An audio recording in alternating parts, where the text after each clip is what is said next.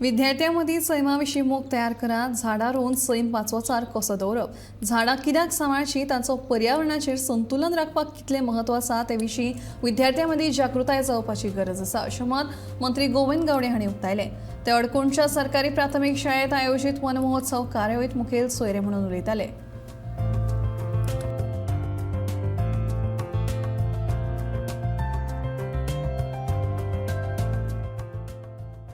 ते फक्त झाडांची कत्तल करणार, त्यांना निसर्ग बघतो आहे। झाडं भरपूर जन्म घेतात, परत ती थोडी थोडी न लावता झाडे उगवतात। पण जसं झाडा जशा माणसाला वय वर्ष असतं तसं झाडाला सुद्धा तेवढं आयुष्य असतं। पण एक झाड मारलं गेलं किंवा ते मेलं तर ते झाड दुसरं लावून ते रिप्लेस करणं हे एवढंच महत्वाचं आहे।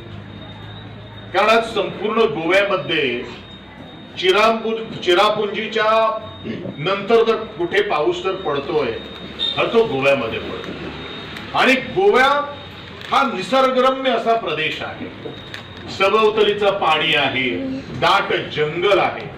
आता राजेशांनी म्हटलेलं आहे की जंगल कशाला म्हणतात, ज्या वेळेला आपण झाडं एकत्रित राहतात